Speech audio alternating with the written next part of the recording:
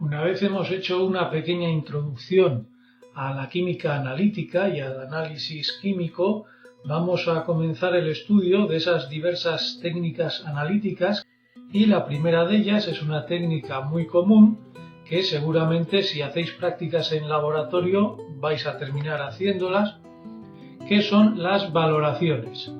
Las valoraciones, como vamos a ver, son unas técnicas de análisis químico muy utilizadas en los laboratorios y su naturaleza es bastante diversa.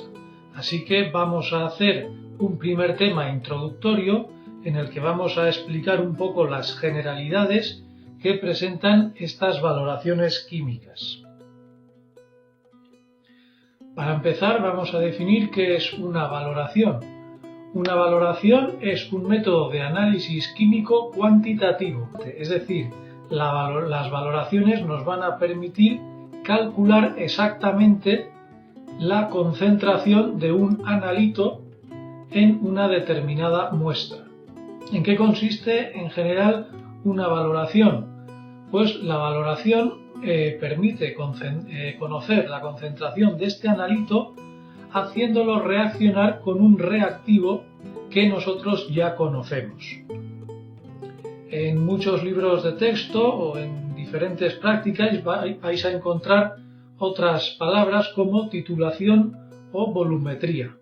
Debéis saber que tanto valoración como titulación como volumetría es exactamente lo mismo. Es el concepto básico que estamos estudiando en este tema.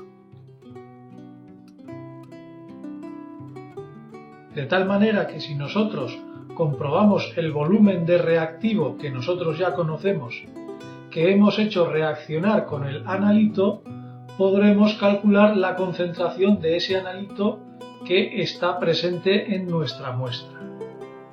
Por tanto, para seguir explicando en qué consiste una valoración, tenemos que ampliar un poco el vocabulario en el análisis químico. Vamos a definir esos dos conceptos que tenéis aquí. El primero de ellos es la alícuota. La alícuota es un volumen conocido de muestra que se somete a una valoración. Si nosotros queremos conocer la concentración de un determinado analito dentro de una muestra, nosotros no vamos a analizar la muestra entera, sino que de esa muestra vamos a tomar un volumen conocido de la misma. Y a ese volumen conocido que sí le vamos a someter a la valoración se denomina alícuota. Por otra parte, tenemos otro concepto que nos aparece en las valoraciones y es el agente valorante. El agente valorante es una disolución de concentración ya conocida del reactivo que va a reaccionar con el analito que está presente en la alícuota. Por otra parte, para llevar a cabo una valoración se necesita un cierto material de laboratorio.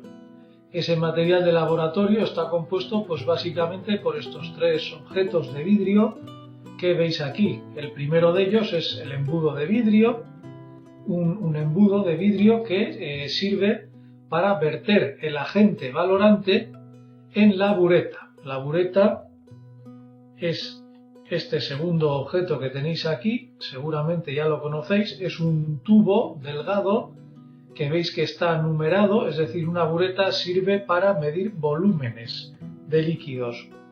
Y aquí en su extremo tiene una llave que permite abrir o cerrar el flujo de líquido a través de este tubo.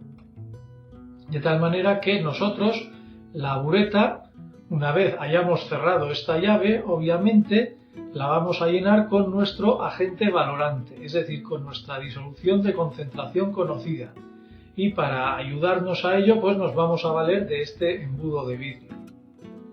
Y por otra parte, la alícuota, es decir, el volumen de muestra que se va a someter a valoración, se va a verter en este objeto de vidrio que se denomina Erlenmeyer. Seguramente también lo conocéis. Es una especie de vaso que se estrecha por uno de sus extremos y en este vaso vamos a verter la alícuota.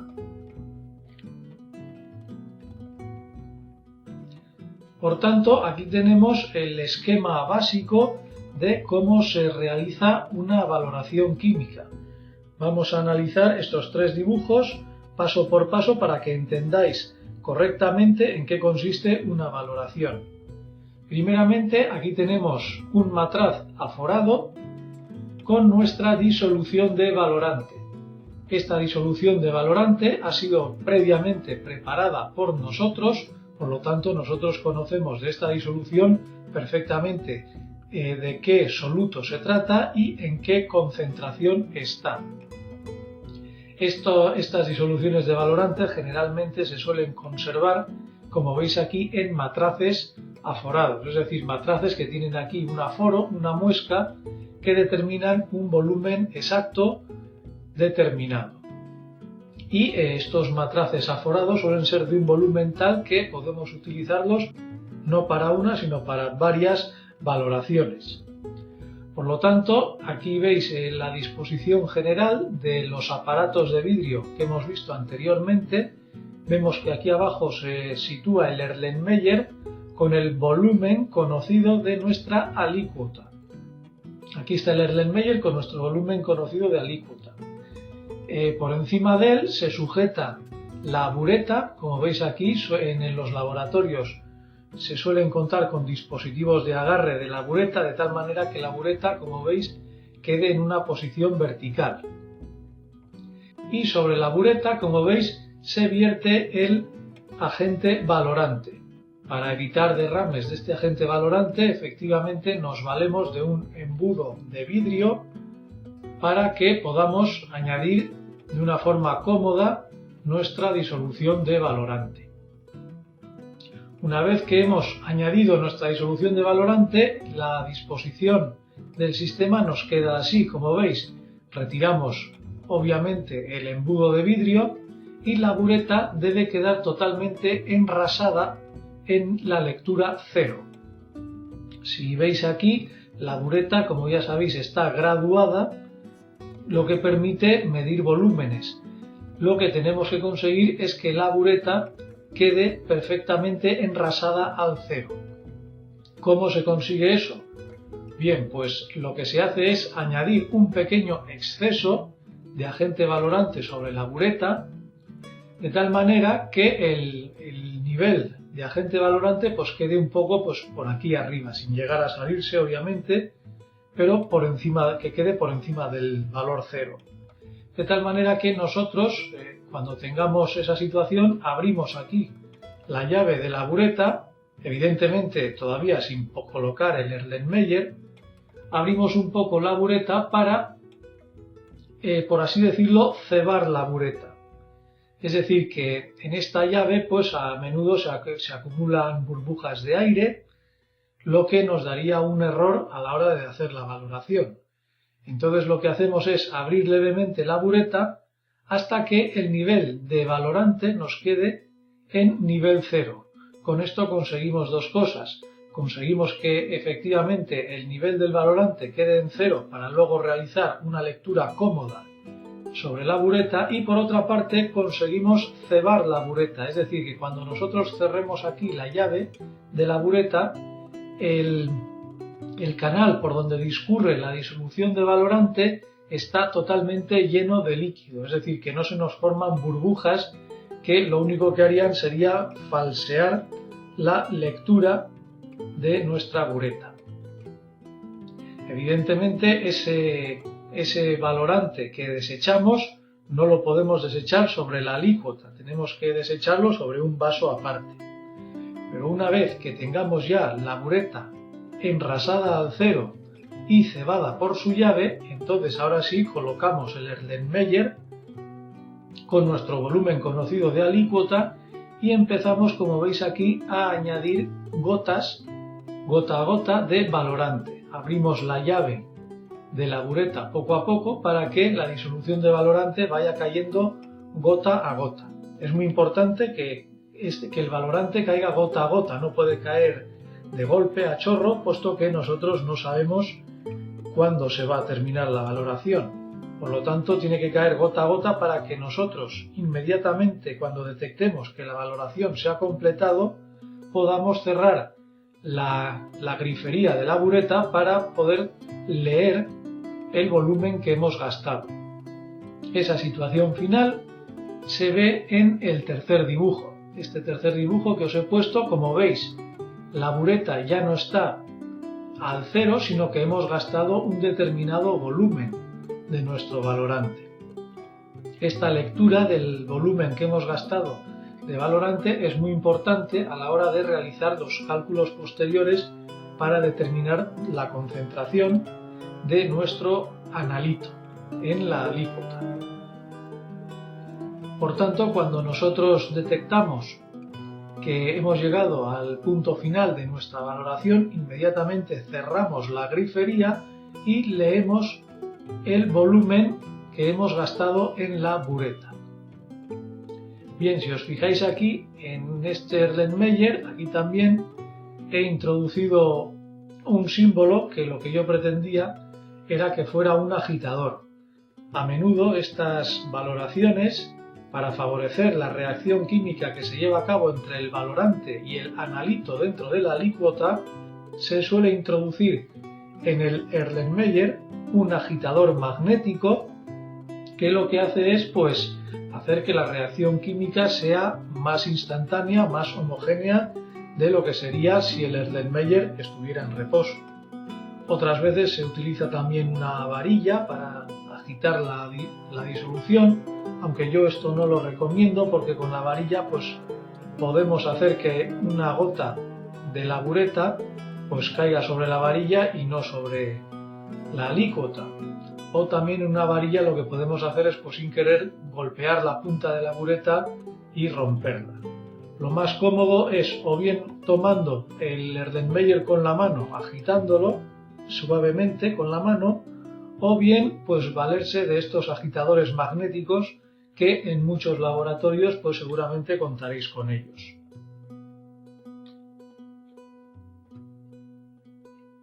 Vamos a hablar a continuación de qué tipos de volumetrías podemos encontrar. Ya hemos dicho que el valorante va a experimentar una reacción química con el analito que tenemos en nuestra alícuota. Por tanto, la naturaleza química de esa reacción va a ser el que determine el tipo de volumetría que estemos realizando. Por lo tanto, aquí tenéis los 4 tipos de volumetrías que os podéis encontrar.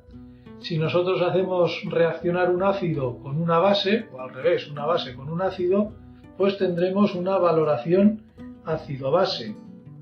Si nosotros hacemos reaccionar un metal con un ligando o viceversa, tendremos una valoración complexométrica o de complejación.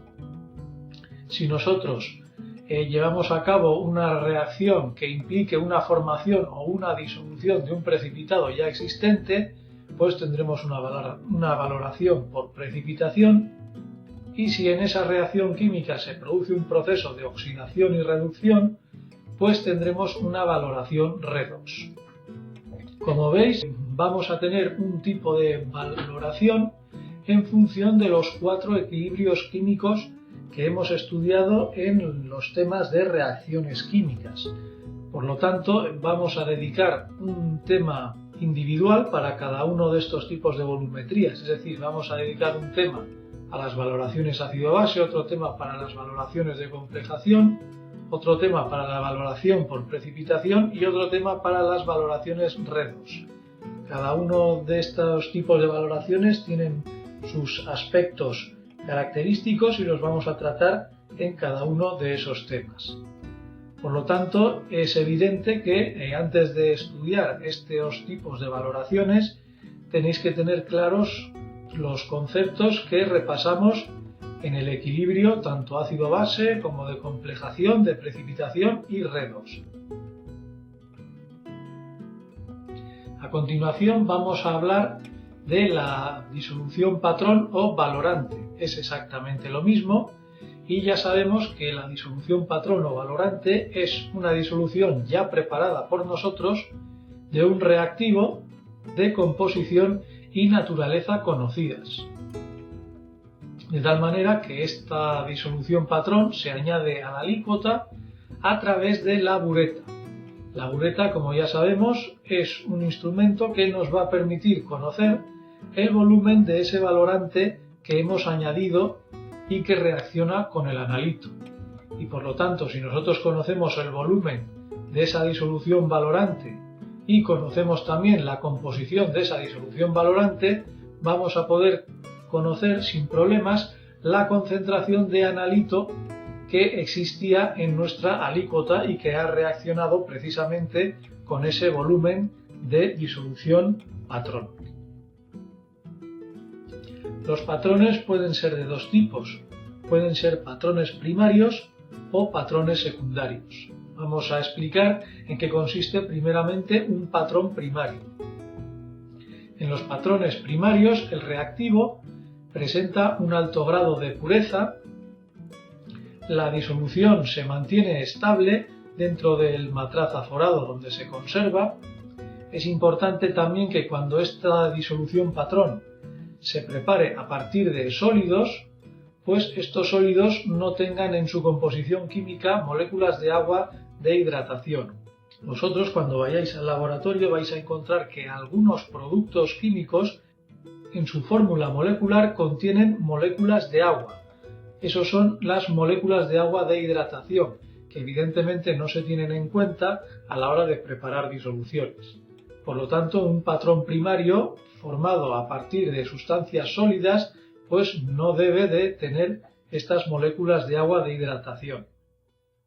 También es interesante que el patrón primario tenga un peso molecular relativamente alto, de tal manera que si el peso molecular de la sustancia es alta, a la hora de preparar la disolución patrón, nosotros tenemos que pesar una determinada cantidad y si el patrón tiene un peso molecular alto, pues el error que vamos a cometer en nuestra pesada va a ser mínimo.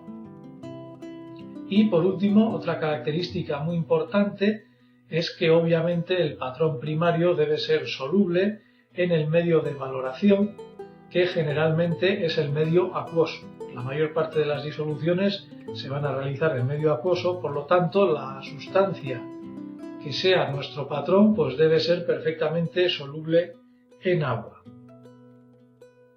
Sin embargo, no existen muchas sustancias en el laboratorio que cumplan todas esas condiciones. Y cuando no cumplen esas condiciones, pues en lugar de utilizar los patrones primarios, utilizamos los patrones secundarios. Los patrones secundarios se comportan exactamente igual que cualquier otro patrón, lo que pasa es que no cumplen las características que hemos descrito para los patrones primarios. Por lo tanto, antes de utilizar un patrón secundario en una valoración, es indispensable someter ese patrón secundario a una prevaloración con un patrón primario para conocer su concentración exacta y real. Porque imaginaros, pues por ejemplo, que ese patrón secundario, pues con el tiempo se va degradando y por tanto su concentración no es la misma o no es la esperada que la que nosotros esperábamos cuando procedimos en su día a su preparación. Por lo tanto, si tenéis un patrón secundario, en lugar de hacer la valoración inmediatamente con ese patrón secundario, antes tenéis que comprobar la concentración exacta de ese patrón secundario utilizando un patrón primario. Independientemente de que los patrones sean primarios o secundarios, todos ellos deben reunir una serie de condiciones para que puedan utilizarse correctamente en una valoración.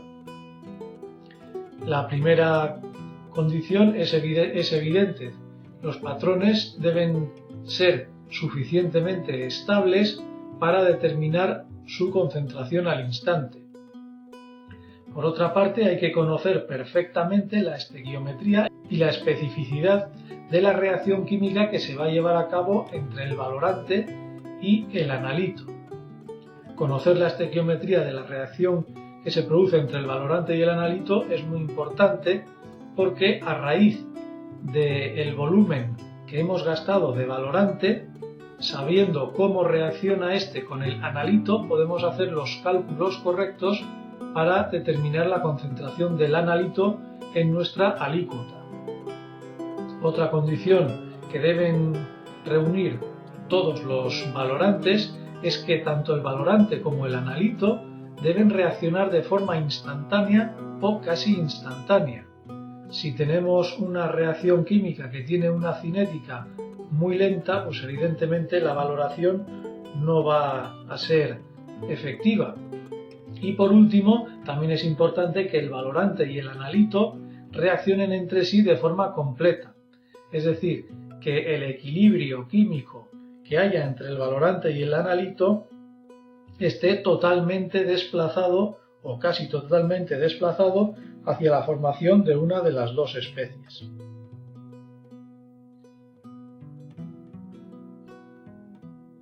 A continuación vamos a señalar algunas apreciaciones sobre qué volúmenes de alícuota debemos tomar de la muestra y qué volúmenes de valorante debemos gastar de nuestras disoluciones patrones. Bien, para empezar, el volumen de alícuota que debemos tomar de una muestra debe ser tal que una única bureta llena de valorante baste para llevar a cabo la valoración hasta su punto final. Imaginad que vosotros vais a hacer una valoración, llenáis hasta arriba, hasta el nivel 0, vuestra bureta con el valorante, vertéis todo el valorante que cabe en esa bureta a vuestra alícuota y comprobáis que todavía no habéis terminado vuestra valoración. Pues esa valoración sería incorrecta por una razón muy sencilla, porque el volumen que supone una bureta entera es insuficiente para llevar a cabo la reacción química total entre el valorante y el analito. Entonces, ¿qué solución podemos dar a este problema? Pues en lugar de poner un volumen de alícuota como hemos puesto en esta experiencia, pues poner un volumen menor. Un volumen menor de alícuota va a requerir un volumen menor de valorante. Evidentemente, cuando nosotros no sabemos qué valor de concentración de analito nos vamos a encontrar, pues evidentemente hay cierta incertidumbre a la hora de qué volumen de alícuota se debe tomar para que la valoración pueda llevarse a cabo utilizando una única bureta. De tal manera que ante este problema, pues en muchas ocasiones lo que se suele hacer es tantear un poco, ver más o menos aproximadamente qué concentración de analito podemos tener y en base a qué concentración de analito podemos tener en nuestra muestra, pues tomar un volumen u otro de la misma. Por otra parte, el volumen de valorante consumido en la valoración debe estar en concordancia con la escala de la bureta. Efectivamente, hemos dicho que una valoración no puede llevar más de una bureta, pero imaginaros que vosotros tenéis una bureta, por ejemplo, de 50 mililitros y gastáis solo 5 mililitros. Evidentemente, esa valoración también es incorrecta, es decir, que el volumen de valorante que vayáis a gastar pues tiene que tener un valor que esté en concordancia efectivamente con la escala de la bureta. Por ejemplo, pues para una bureta de 50 mililitros, pues si gastáis 20, 30 o 40 mililitros en esa valoración, pues esa valoración se hace de una forma correcta.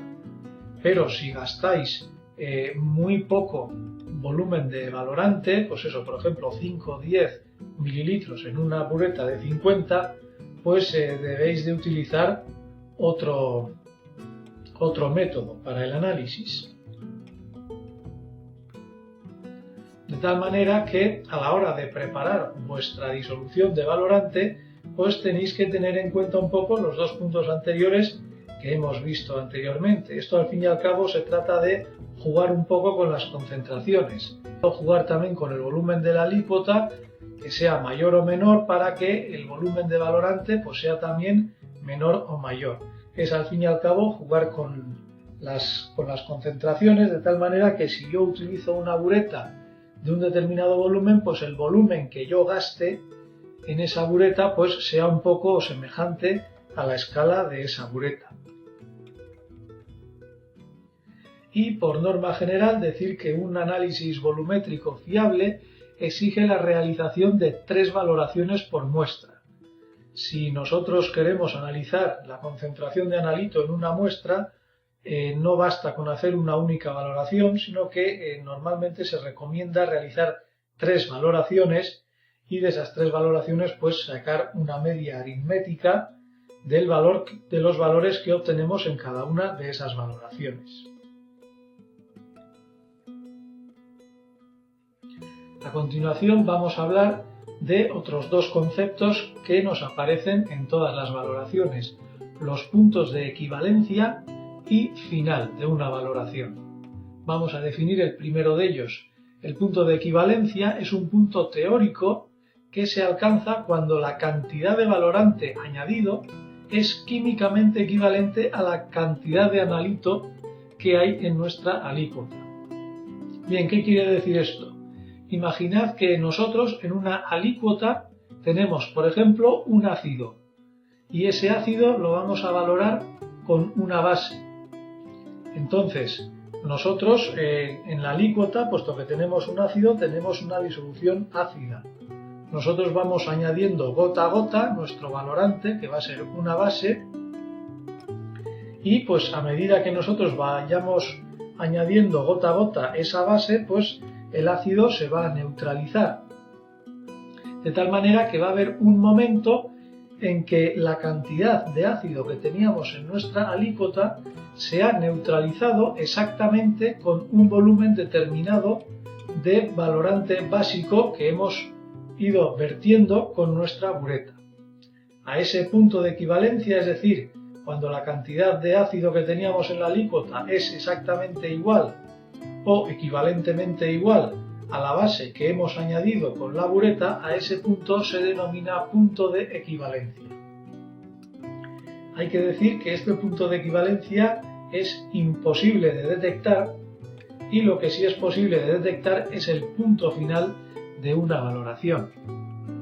El punto final de una valoración es el momento que se alcanza cuando la cantidad de valorante añadido supone que el analito cambie mayoritariamente de estado químico. En el ejemplo anterior, si nosotros tenemos en la alícuota ácido y le vertemos base, va a haber un momento en el punto de equivalencia en el que el ácido esté completamente neutralizado por la base. De tal manera que si nosotros añadimos una gota más de base, pues al final esa disolución se torna finalmente básica. Cuando nosotros añadimos esa última gota, ahí hemos alcanzado nuestro punto final de valoración. Esta última gota que se suele añadir y con la que se consigue llegar al punto final, a menudo conlleva un cambio apreciable en el aspecto físico de la alícuota. Estos cambios apreciables suelen ser básicamente un cambio de color o la presencia o ausencia de precipitados. De tal manera que si nosotros queremos realizar una valoración cometiendo el error mínimo posible, hay que procurar que el punto final y equivalencia estén lo más próximos posibles para minimizar el error de la valoración. Lo que hemos dicho antes, esa gota adicional que hace que justo la alícuota, que originalmente era ácida, se vuelva de repente básica, esa gota en realidad es una gota de error que supone la diferencia entre el punto de equivalencia y punto final. Pero insisto en que ese error normalmente es de una única gota, o se procura que sea de una única gota. Vamos a ver un ejemplo de todo esto que estamos hablando. Fijaros en estas 3 fotografías. En la primera fotografía, en la fotografía A, tenemos una alícuota de ácido, como veis aquí, que bueno, es totalmente transparente, y aquí el analista lo que tiene en la bureta es un patrón de naturaleza básica.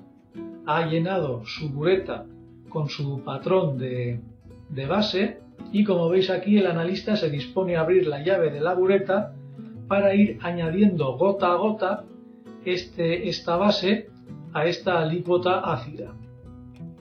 En la segunda fotografía vemos que ya el analista ha gastado una cierta cantidad de valorante. Como vemos aquí, el nivel de valorante ha bajado, por lo tanto ha gastado un cierto nivel de valorante, y aquí en la alícuota se empieza a ver un cambio en el color de la disolución de la misma. Vemos que es un color como violeta, pero es una coloración que todavía no envuelve a toda la alícuota, sino que veríamos que gota a gota pues aparece este color violeta, pero conforme la disolución se agita, se homogeniza, pues ese color violeta va desapareciendo, hasta que llega a un punto, en el punto C, como vemos aquí, donde ya la disolución se torna totalmente violeta. Este momento es lo que se conoce como el punto final de la valoración. Es decir, que hemos pasado de una disolución ácida incolora a una disolución básica que presenta este color. La gota justo anterior que provoca esta coloración absoluta de la alícuota, esa es la gota de error de valoración, la gota que supone la diferencia entre el punto de equivalencia, que podría ser este o podría ser cercano a este, y el punto final, que es este. Y para terminar con este tema introductorio de valoraciones, vamos a hablar de los llamados indicadores. Antes de definir qué es un indicador, hay que señalar que ese cambio químico que experimenta el analito cuando reacciona con el valorante, por ejemplo, que pase de un ácido a una base, pues no siempre es apreciable a simple vista, por lo que en ocasiones se requiere de un indicador químico. Esta valoración que tenéis aquí es una valoración ácido-base. Aquí tenemos una disolución ácida y el valorante que se le añade es una disolución básica. Este color violeta no se debe a que cuando la disolución es básica se torna violeta, sino que a esta disolución, a esta de aquí, se le ha añadido un indicador, de tal manera que ese indicador es una sustancia química que también presenta actividad ácido-base, de tal manera que esa especie en estado ácido es incolora, pero en estado básico presenta este color violeta. Ese indicador en concreto, seguramente lo utilizaréis en laboratorios, de los que más se utiliza, se denomina fenolftaleína. Hay muchísimos indicadores, ya iremos estudiando o viendo algunos de los más importantes. Por lo tanto, efectivamente hemos visto que esos virajes, tanto de ácido a base, de metal libre a complejo o de especie reducida a especie oxidada, pues no siempre se pueden ver a simple vista, y por esa razón necesitamos estos indicadores químicos. Ahora sí, vamos a definir formalmente qué es un indicador. Es una sustancia química que presenta una coloración notablemente diferente en sus dos estados químicos. En la diapositiva anterior vimos que la fenolftaleína en medio ácido era incolora, pero en medio básico se volvía violeta. Hay otros indicadores que presentan pues un color en su forma ácida o un color en su forma básica. También con el equilibrio redox ocurre lo mismo. Hay indicadores redox que en su especie oxidada presentan una coloración y en su forma reducida presentan otra coloración diferente. De tal manera que esas sustancias nos pueden servir para detectar el punto final de una valoración. Evidentemente, en función de la reacción química que se desarrolle entre el analito y el valorante, pues estos indicadores también pueden ser ácido-base, de complejación o redox. Por supuesto, estos indicadores no siempre son necesarios. Cuando el analito en sí presente una coloración diferente entre un estado químico y el otro, pues aquí no vamos a necesitar el indicador para nada. Por supuesto, los indicadores, cuando sean necesarios, deben reunir una serie de condiciones. Estos indicadores deben ser por lo general sustancias muy puras que tiñan fácilmente las disoluciones, como hemos visto anteriormente en el caso de la fenolftaleína, y lo más importante, que tengan un peso molecular lo más elevado posible. ¿Por qué es necesario esta condición? Pues bien, cuando nosotros en una disolución de un analito que queremos conocer su concentración añadimos indicador, el valorante tiene que neutralizar tanto el analito como el indicador que le hemos añadido. El indicador generalmente se añade en cantidades pequeñas, de tal manera que una cantidad muy pequeña de indicador tiene que ser capaz de teñir completamente una disolución para poder comprobar su viraje. Si además ese indicador tiene un peso molecular muy grande, quiere decir que una cantidad pequeña de ese indicador tiene un número de moles muy pequeño y por lo tanto ese número de moles muy pequeños se van a neutralizar enseguida pues con una cantidad ínfima, pequeñita de valorante. De tal forma que el error que nosotros cometamos cuando tengamos que neutralizar no solo el analito sino los moles de indicador, pues va a ser también un error muy pequeño. Y de esta forma hemos terminado el tema introductorio de las valoraciones químicas.